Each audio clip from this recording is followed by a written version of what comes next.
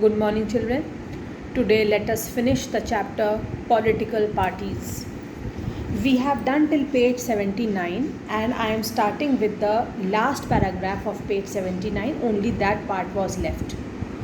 According to this classification, there were 6 national recognized parties in the country in 2006.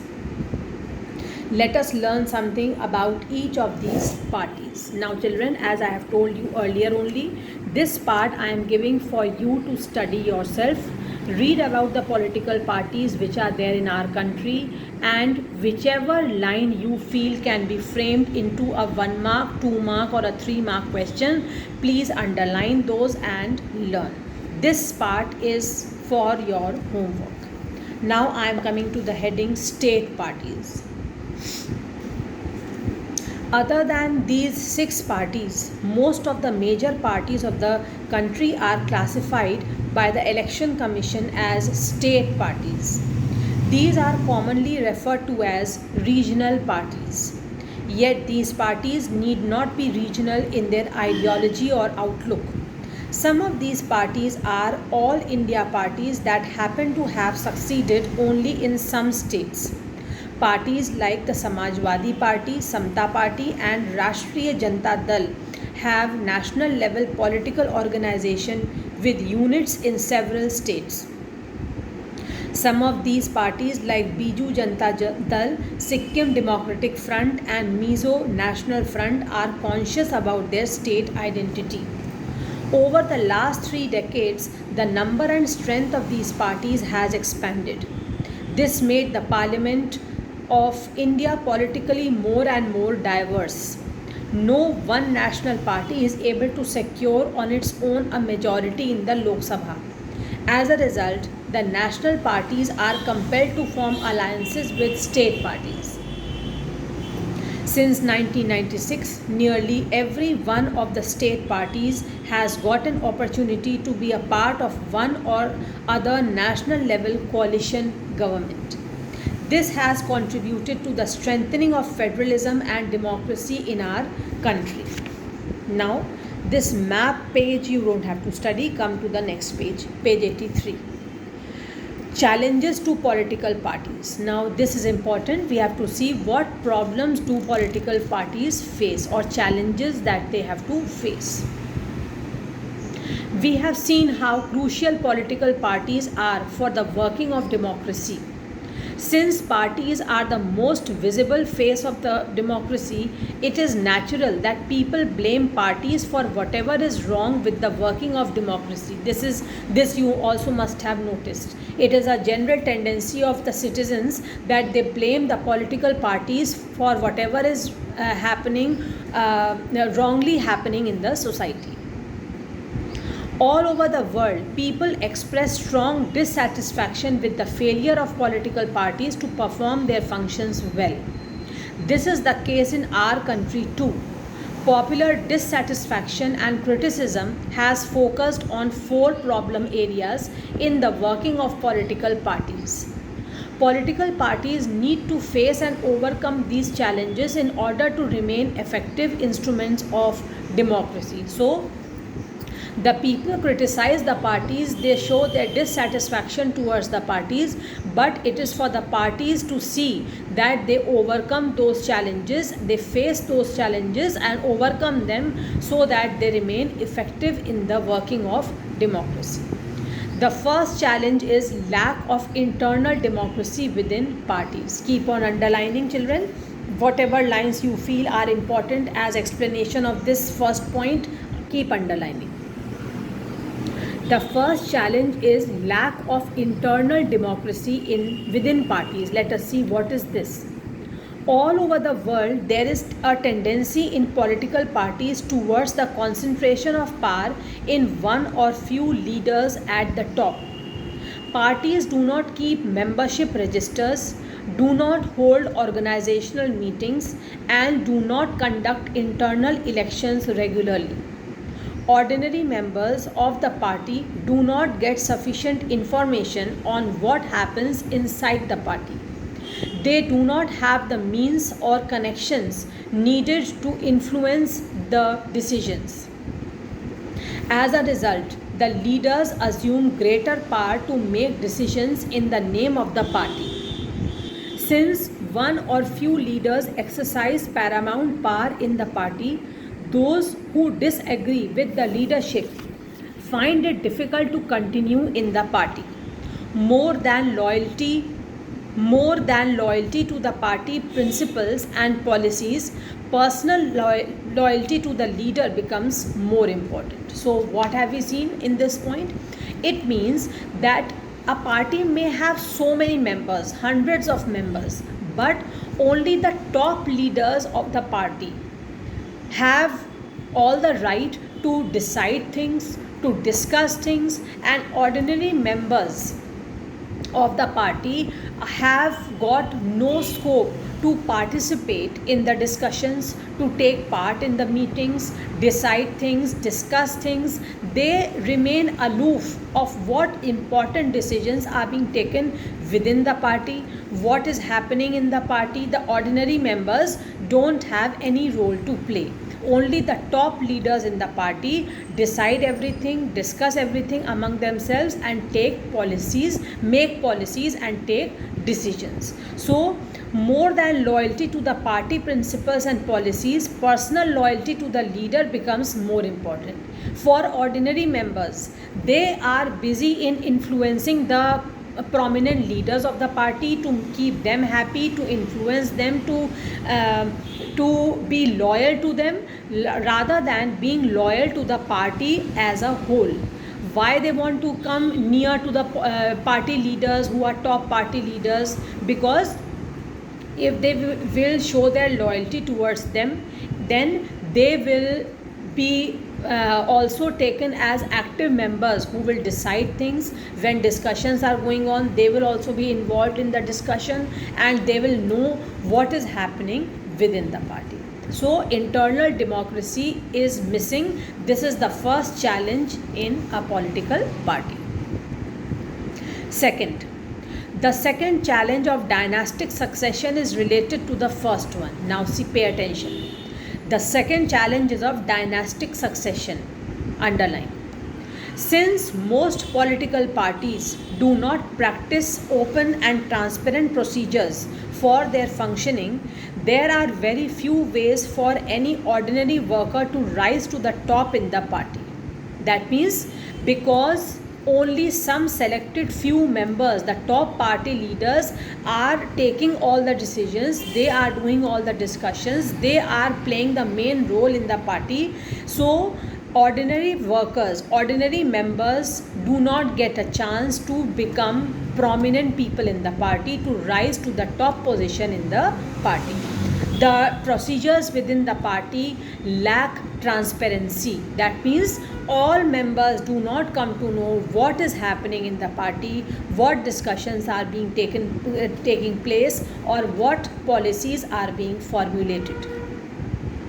Those who happen to be the leaders are in a position of unfair advantage to favor people close to them or even their family members. Now see, this line is in relation to the last three lines of the paragraph we have finished just now. In the same page, we have just now read that the members of the party are more interested in being loyal to the top party leaders rather than being loyal to the party as a whole. So why it is written here? Those who happen to be leaders in a position of unfair advantage to favor people close to them or even their family members. The top party leaders show preferences or show their favorism only to those people who are close to them or they are their relatives. That is why the members of the party want to be close to the party leaders, top party leaders. In many parties, the top positions are always controlled by the members of one family. Now underline all these lines, children. These lines are very, very important in this point, in this problem which the political parties face of dynastic succession. Dynastic succession means what? That their family keeps on succeeding. They take positions. the father was the top party leader. After his death, the son became a top party leader. Then after his death, his son will take over, or his very close family members, his relatives will become the most active members in the party. In many parties, the top positions are always controlled by members of one family. This is unfair to other members of that party. This is also bad for democracy, since people who do not have adequate experience or popular support come to occupy positions of power. This is bad in a democracy. Why? Because those who don't have any adequate experience in political field, or they don't have any popular support also, they become the prominent people in the party. Why? Just because of dynastic succession. This tendency is present in some measure all over the world, including in some of the older democracies. So the second problem which a political party faces is the problem of dynastic succession. The top party leaders give important positions to those party members who are more loyal to them, who influence them more, or to their relatives, near and dear ones. And they themselves hold important positions, although they don't have so much experience in politics, they don't have so much of popular support also from the people. Still they occupy important position in their party just because of this problem of dynastic succession. Third challenge. All these are children very important paragraphs. Please learn them properly. The third challenge is about the growing role of money and muscle power. Very, very important in political parties, children. Those who are influential people, those who are very powerful people, whether they are financially very powerful or they have lot of muscle power. That means physically they are so powerful that at gunpoint they can take from people whatever they want. Let us see. The third challenge is about the growing role of money and muscle power in parties, especially during elections. You must have heard of booth capturing, children. How booth capturing is done? Through muscle power, through money. People, ordinary people, the villagers, they are bribed, they are given money and votes are taken from them. Or at gunpoint, through their muscle power, they are told that if you will not vote for my party leader, or if you will not vote for the members of my party who is contesting in election, then we will kill you. Such kind of threats are given to people or can be given to people in order to win elections, especially during elections. Since parties are focused only on winning elections, they tend to use shortcuts to win elections. They have to nominate those candidates who have or can raise lots of money. Rich people and companies who give funds to the parties tend to have influence on policies and decisions in the party. Look at how the big companies influence the parties. I am reading this again, underline this. Since parties are focused on winning elections, their main motive is to win election, they tend to use shortcuts to win election.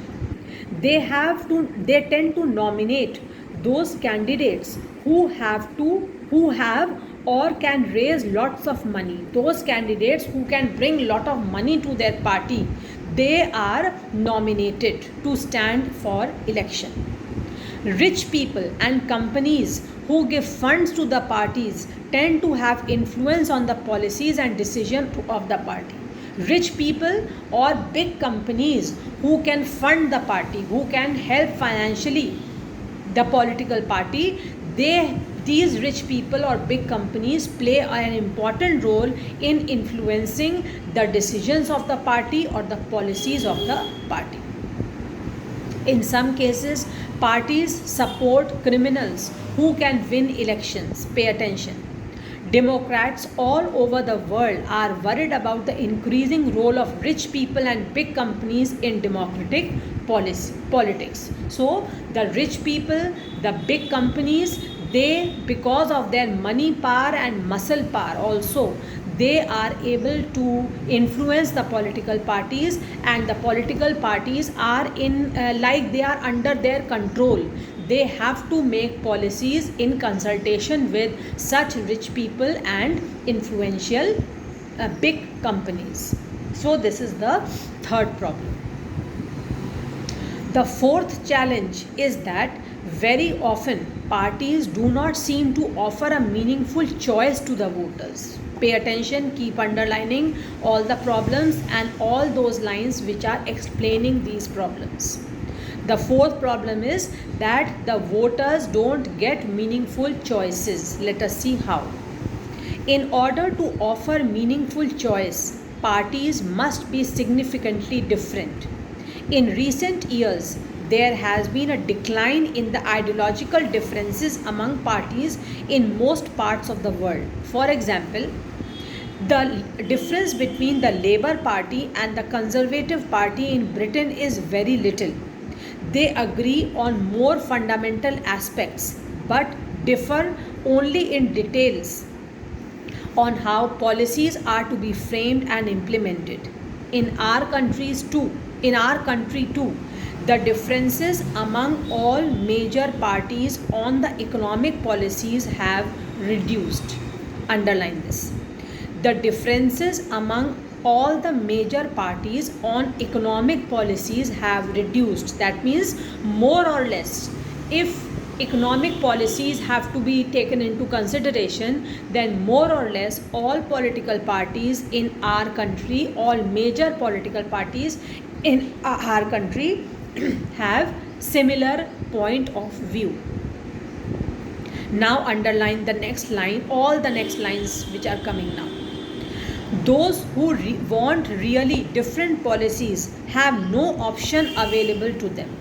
Why? Because the majority wins everywhere.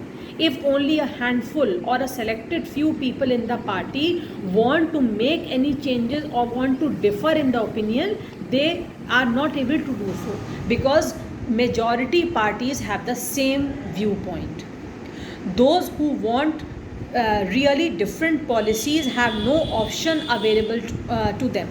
Sometimes people cannot even elect very different leaders either, because the same set of leaders keep shifting from one party to another. Very easy to understand and very important lines are written, children.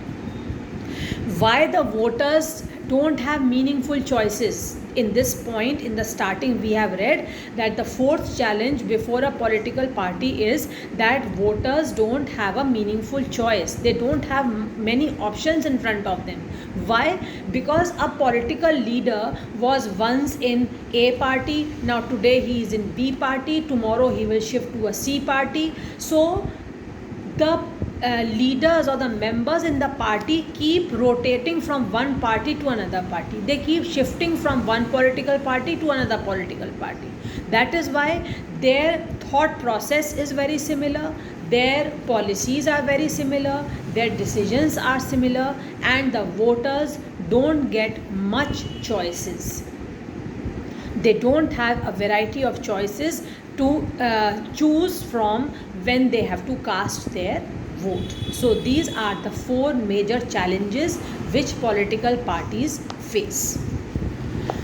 How can parties be reformed?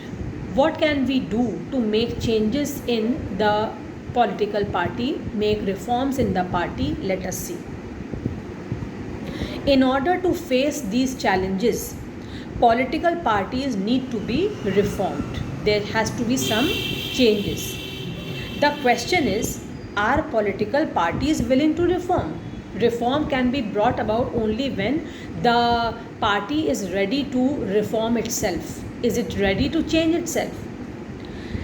If they are willing, what has prevented them from reforming so far? If they are not willing, is it possible to force them to reform? Citizens all over the world face this question. This is not a simple question to answer. In a democracy, the final decision is made by the leaders who represent political parties. Underline it. This line can be asked in a 1-mark question also, children. In a democracy, the final decision is made by the leaders who represent political parties. People can replace them, but only by another set of party leaders. When fresh elections will take place, another set of party leaders will replace them.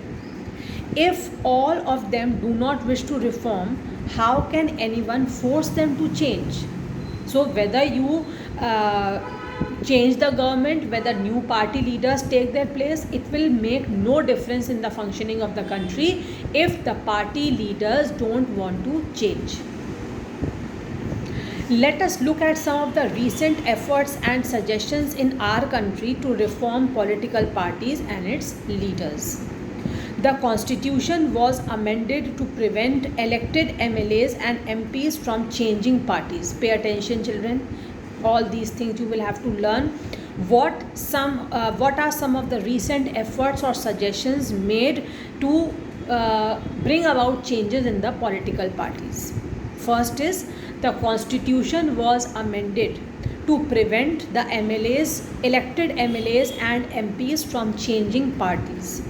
This was done because many elected representatives were indulging in defection in order to become ministers or for cash rewards. Now see what is defection. Changing party allegiance from the party on which a person got elected to a different party. That changing their allegiance means changing their, you can say, their sincerity, their honesty towards the party. Once they were in ABC party, now they are defecting and showing their allegiance, showing their honesty, or showing that now they are going to work for XYZ party. They are honest for them now, they will work for them now, they are for them now. They have left one party and they have joined another party. This is defection. This was done because many elected representatives were indulging in defection in order to become ministers or for cash rewards. So if they were seeing that a particular political party is more popular among the people, and a chance is that when elections will take place, they might form the government, so XYZ minister joins, XYZ MLA or MP joins another party in order to get a position in the ministry or in order to win any cash rewards. Now the law says that if any MLA or MP changes parties, he or she will lose the seat in the legislature. Pay attention, please underline all these things. This new law has helped bring defection down. This new law has brought defection under control. At the same time, this had made any dissent even more difficult. That means changing over from one party to another party has now become a little difficult because of this law. MPs and MLAs have to accept whatever the party leaders decide. They can't change their party so easily. They have to accept what the party leaders decide.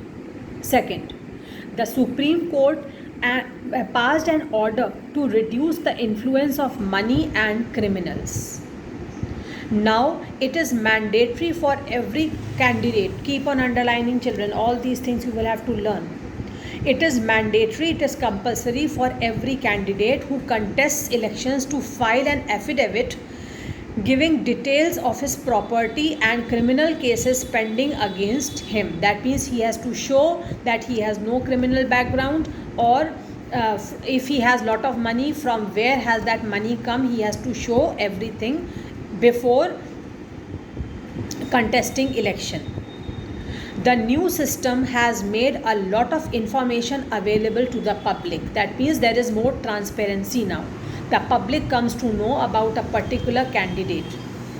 But there is no system of check if the information given by the candidate is true. This is a flaw here. that although the candidate will give all the information about his finances or about his criminal background, but there is no system to check whether what he is saying is true or not. As yet, we do not know if it has led to decline in the influence of the rich and the criminals. Third, the Election Commission passed an order making it necessary for political parties to hold their organizational elections and file their income tax returns. Underline the third point.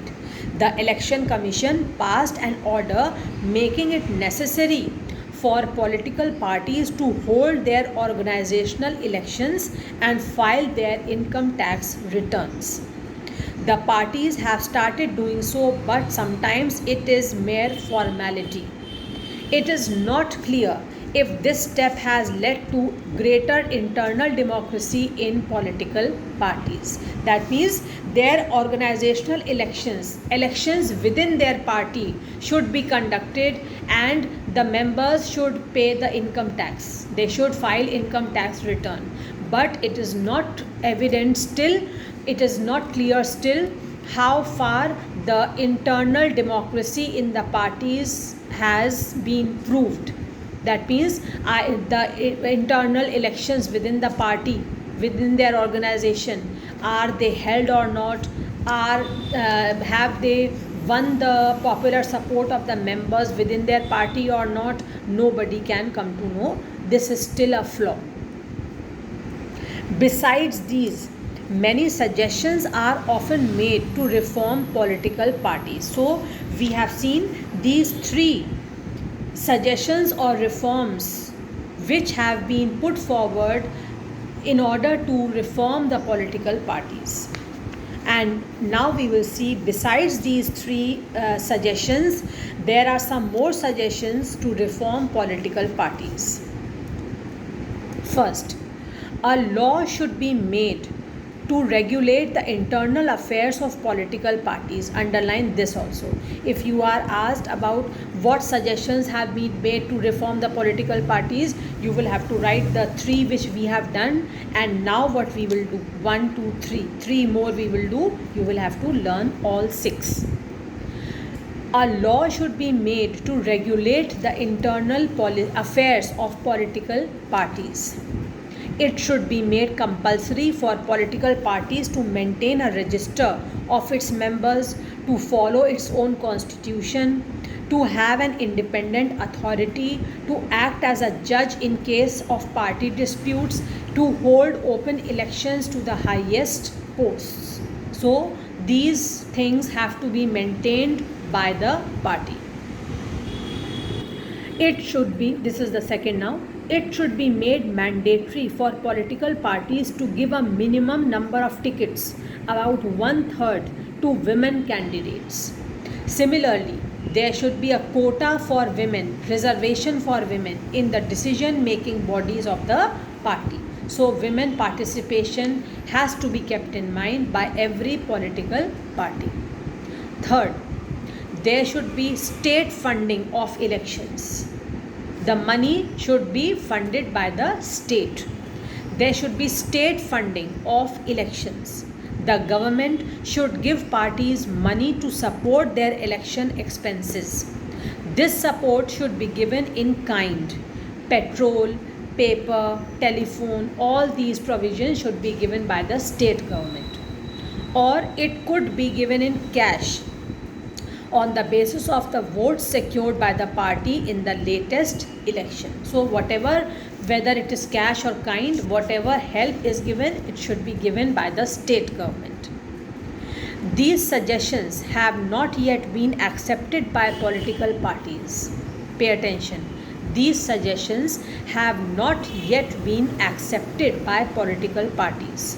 If and when these are accepted, these could lead to some improvement.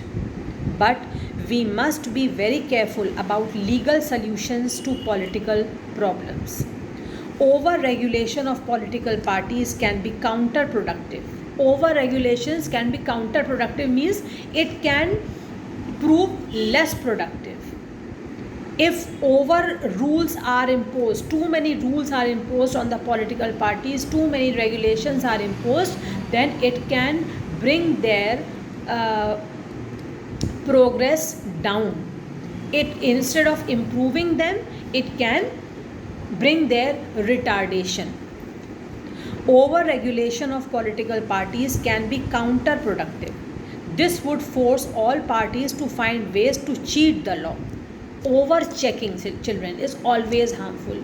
If too many impositions are imposed on them, too many checks are imposed on them, then they will look into different ways and means to fulfill what they want, and they may take some unjust methods, some illegal methods. They may adopt some illegal methods, they may cheat the law to fulfill their motives. Besides, political parties will not agree to pass a law that they do not like. They will never prefer to adopt that law which is against them. There are two other ways in which political parties can be reformed. Let us see. One, people can put pressure on political parties. This can be done through petitions, publicity, and agitation. Ordinary citizens, pressure groups, and movements, and the media can play an important role in this. Yes, obviously, the people, the pressure from the people, the pressure from the media, from pressure groups and movements which are organized by the people, they can pressurize the political parties in different ways. If political parties feel that they would lose public support by not taking up reforms, they would become more serious about reforms. People can play here a very important role. Citizens can play a very important role in changing or bringing reforms in the political parties, because the parties know very well that if the people are unhappy, then they can never come to power. Second, political parties can improve if those who want this join political parties. Those who want these reforms, if they themselves join the political party, then also some reform, some improvement is possible. The quality of democracy depends on the degree of public participation. Underline. It can again come in the form of 1-mark question. The quality of democracy depends on the degree of public participation. That means the more the public will show their interest in the country, in the functioning of the government, the more the public is interested, the more successful is the democracy going to be. And the quality will improve. The quality of functioning, the working of the government will improve. It is difficult to reform politics if ordinary citizens do not take part in it and simply